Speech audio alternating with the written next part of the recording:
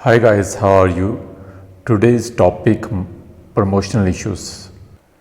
Market में अपनी product को कम्युनिकेट करने के लिए, प्रोडक्ट के बारे में बताने के लिए आपको इसकी प्रमोशंस की ज़रूरत होती है।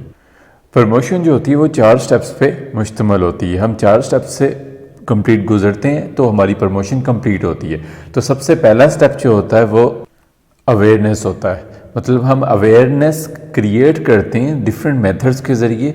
हम टीवी के ज़रिए एडवर्टाइज चलाते हैं, ठीक है ना। हम न्यूज़पेपर्स के ज़रिए या बिल बोर्ड्स के ज़रिए अवेयरनेस क्रिएट करते हैं कि ये वाली प्रोडक्ट है जो आपका ये काम कर सकती है, ठीक है ना। तो ये हम इसकी सेल्स प्रमोशंस के ज़रिए इसको हम लोगों को बताते हैं इसके बारे में, ठीक है। तो लोगों का ऐसा ऐसा इसमें इंटरेस्ट जनरेट होना शुरू हो जाता है, ठीक है। जब आप रिपीटली बार बार चीज़ को बता रहे होते हो, उसके फ़ायदे गिना रहे होते हो, ठीक है ना, और तो लोगों का उसमें इंटरेस्ट डेवलप होना शुरू हो जाता है, ठीक है। नेक्स्ट, जब इंटरेस्ट एक ख़ास हद तक ऊपर चला जाता है, ठीक है, तो वो डिज़ायर की शक्ल अख्तियार कर जाता है। लोगों की फिर ख्वाहिश होती है कि यार इसको प्रोडक्ट को एक बार बाय करके देखते हैं। तो वो जब उसको बाय करते हैं वो एक्शन हो जाता है उनका।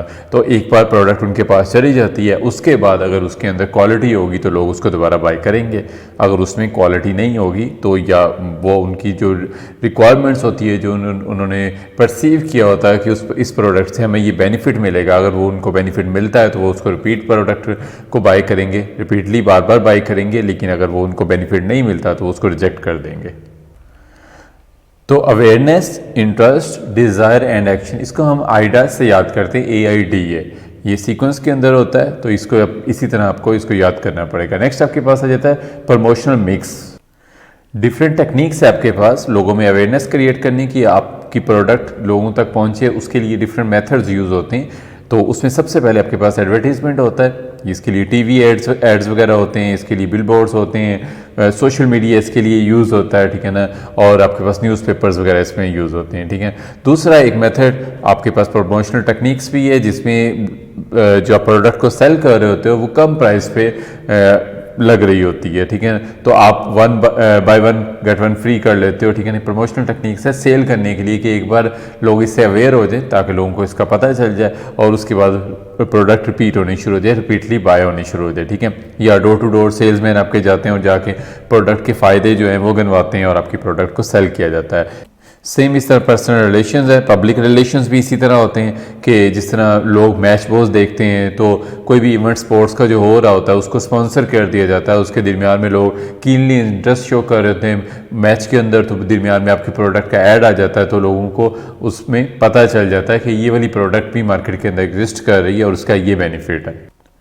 तो प्रमोशनल इश्यूज़ के बाद हम लोग इसमें पढ़ेंगे प्लेसमेंट इश्यूज़, मतलब चीज़ को कहाँ पे रखना है, उसको डिस्ट्रीब्यूट कैसे करना है, डिस्ट्रीब्यूशंस के इश्यूज़ जो होंगे ये हम इसमें स्टडी करते हैं। तो सबसे पहले आपने इसके 2 मेथड्स हैं, डायरेक्ट सेलिंग और indirect selling.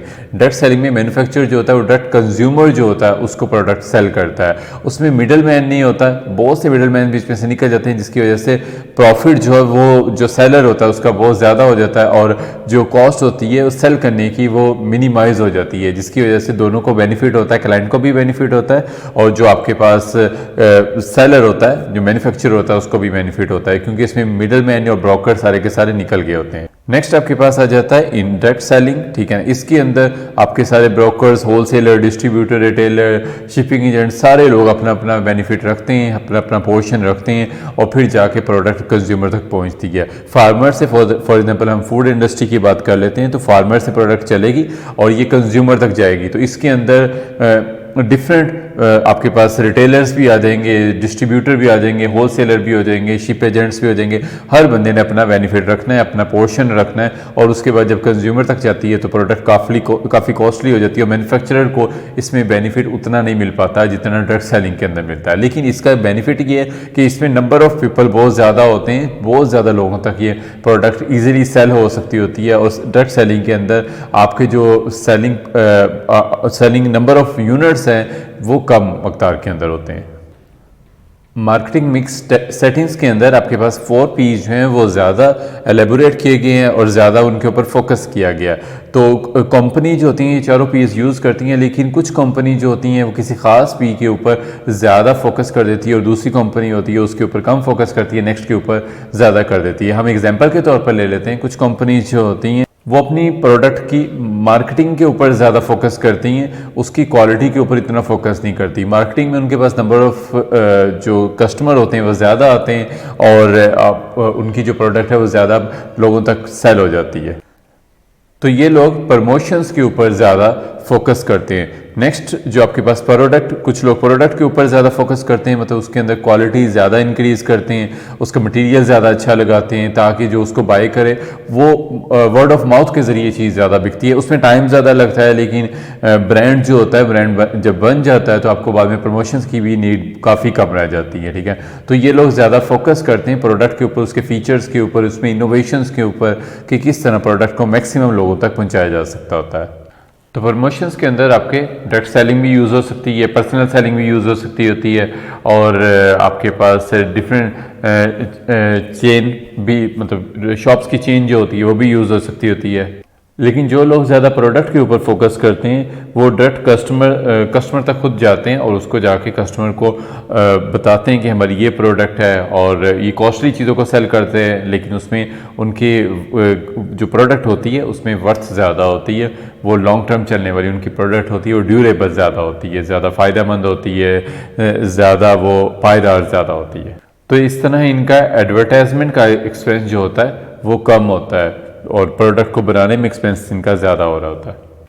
Strategic marketing process के अंदर हम 3 लेंस के बारे में बात करेंगे यहाँ पर। तो सबसे पहले आपके पास स्ट्रेटेजिक एनालिसिस होता है, नेक्स्ट स्ट्रेटेजिक चॉइस होता है, आपने चीज़ों में से कौन कौन सी चीज़ें चूज़ करनी है, ठीक है ना, और थर्ड वन आपके पास स्ट्रेटेजिक इम्प्लीमेंटेशन होता है।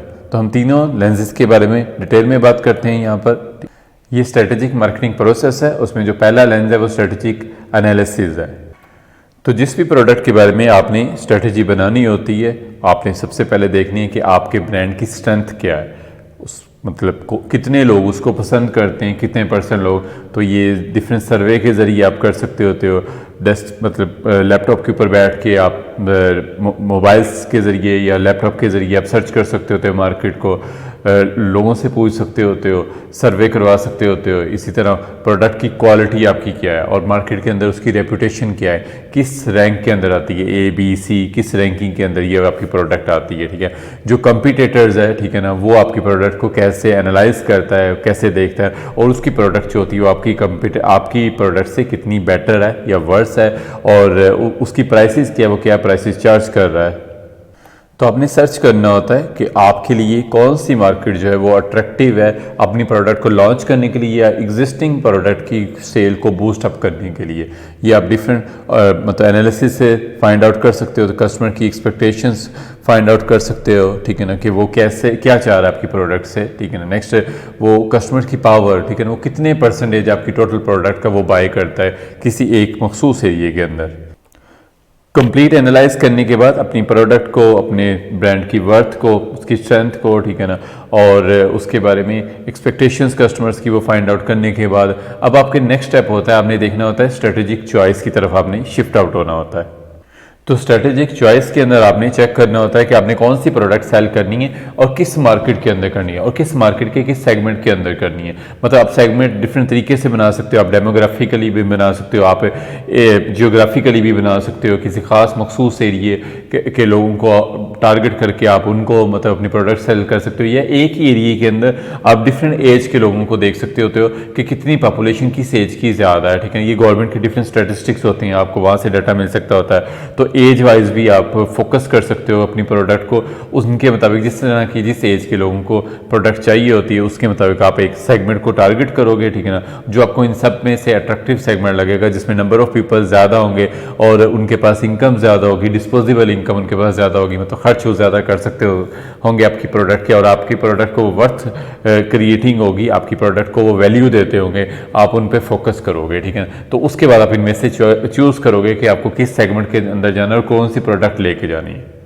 उसके बाद आप फिर स्टार्ट कर लेते हो, अपनी स्ट्रेटजीज डेवलप कर लेते हो उस मार्केटिंग मिक्स के बारे में, ठीक है ना, जो अभी आपने चूज़ कर ली है, ठीक है ना। उसके बाद आपकी नेक्स्ट स्टेप आपकी इंप्लीमेंटेशन स्टार्ट हो जाती है।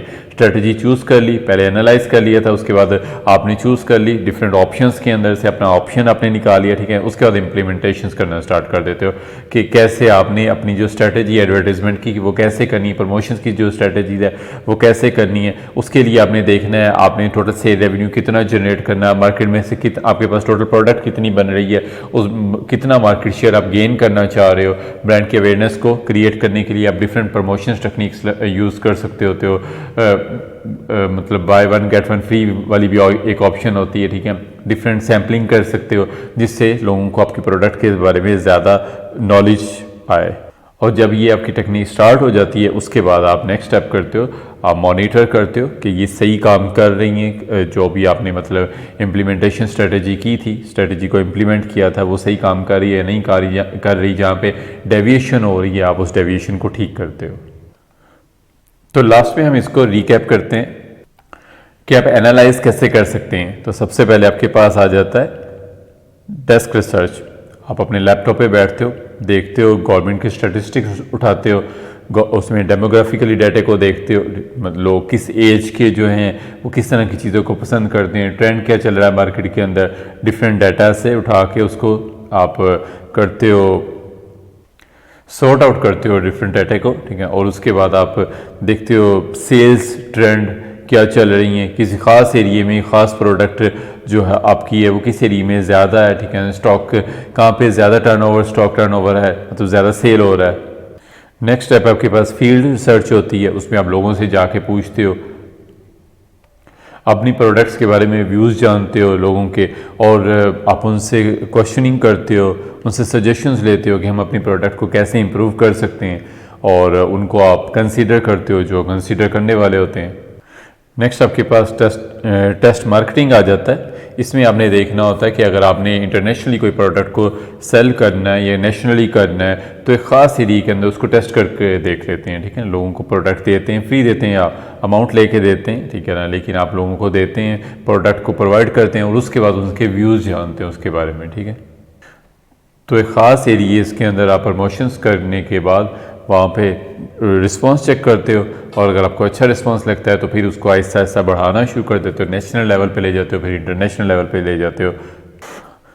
तो लास्ट आपके पास स्ट्रेटेजिक चॉइस आ जाता है। स्ट्रेटेजिक चॉइस के अंदर आप चेक करते हो आपको किस जियोग्राफिकल एरिए को कवर करना है, कौन सी मार्केट जो है वो आपके लिए अट्रैक्टिव है, ठीक है ना, और उस मार्केट के अंदर आप कैसे अपनी प्रोडक्ट की अवेयरनेस क्रिएट कर सकते हो टेलीविजन कैंपेन के ज़रिए। डेमोग्राफिकली भी उस मार्केट के अंदर फिर जाकर आप देखते हो कि आपको मेल लोगों को मतलब हिट करना है या फीमेल को, ठीक है ना, और इसी तरह एज वाइज आप देख सकते हो, इनकम वाइज लोगों को देख सकते हो, ठीक है ना, क्लास वाइज देख सकते हो, ABC कौन सी क्लास है, सोशियो इकोनॉमिक के अंदर ये चीज़ आती है, आपने A क्लास को अपर क्लास को करना है या मिडिल क्लास को हिट करना है या लोअर क्लास को करना है, तो उनको अपनी प्रोडक्ट को सेल करना है, ठीक है। साइकोलॉजिकल भी देख सकते हो, जिस तरह ओल्डर पीपल जो होते हैं वो ज़्यादा सिक्योरिटी कॉन्शियस होते हैं, ठीक है। तो अगर आपकी कोई ऐसी प्रोडक्ट है जो लोगों को सिक्योर कर सकती है तो उनकी जो ओल्ड एज के लोग होंगे तो आपको उनको हिट करना चाहिए। तो आपको वो देखना है कि वो न्यूज़पेपर पढ़ते हैं या वो टीवी देखते हैं, मतलब वो प्रिंट मीडिया यूज़ करते हैं या सोशल मीडिया यूज़ करते हैं। आपको वो मीडिया को यूज़ करते हुए उन तक अपनी प्रोडक्ट के बारे में नॉलेज पहुंचाना है, ठीक है। नेक्स्ट आपके पास आ जाता है अट्रैक्टिव सेगमेंट को देखने के लिए आपने सबसे पहले देखना होता है कि उस सेगमेंट का साइज़ क्या है, उस मार्केट का साइज़ क्या है, उसमें ग्रोथ के चांसेस कितने हैं, कंपटीशन उस मार्केट के अंदर कितना है, और किस स्ट्रेटजीज को यूज़ करके आप कंपटीशन को वाइप आउट कर सकते हो या कम से कम उसकी इंटेंसिटी जो है, उसकी शिद्दत जो है वो कम कर सकते हो। तो डिफरेंशिएशन अनडिफरेंशिएटेड मेथड्स ये होते हैं जो आप यूज़ कर सकते होते हो। मतलब डिफरेंशिएटेड का मतलब होता है कि आप हर तरह के लोगों के लिए डिफरेंट तरह की प्रोडक्ट बना के उनको देते हो, मतलब कस्टमाइज प्रोडक्ट आप उनको प्रोवाइड करते हो। जिस तरह आपके पास फोर्ड है, वो रेंज ऑफ कार्स ऑफर कर रही है, डिफरेंट कार्स हैं जो कि डिफरेंट कस्टमर्स की नीड को फुलफिल कर रही हैं, ठीक है। मतलब जो यंग एज के लोग हैं उनके लिए और तरह की कार है, जो एजड है उनके लिए ज़्यादा सिक्योर कार्स वो प्रोवाइड कर रहे हैं, ठीक है। और इसी तरह वो अनडिफरेंशिएटेड प्रोडक्ट भी प्रोवाइड कर रही है। कि तमाम तरह के लोगों को एक ही ब्लैक कलर में उन्होंने कोई उसमें चेंज नहीं किया, उस तरह की भी प्रोडक्ट वो प्रोवाइड करते हैं, ठीक है ना। सेंट्रलाइज्ड के अंदर आप सिंपल एक सेगमेंट को ऑफर कर सकते हो। फॉर एग्जांपल आप बच्चों के लिए कारें बनाना शुरू कर दो, कार्स वगैरह बनाना शुरू कर दो, ठीक है ना। तो मतलब एक ख़ास एज के बच्चों के लिए, ठीक है ना, तो ये एक ख़ास सेगमेंट आपके लिए हो जाएगा। Hope you like the video, ठीक है। यहाँ पे चैप्टर आपका कंप्लीट होता है, तो हम नेक्स्ट चैप्टर, थर्ड चैप्टर इसके बाद स्टार्ट करेंगे। तो अगर आपको पसंद आए इसको शेयर और लाइक करना ना भूलिएगा और सब्सक्राइब ज़रूर कीजिएगा। Thank you.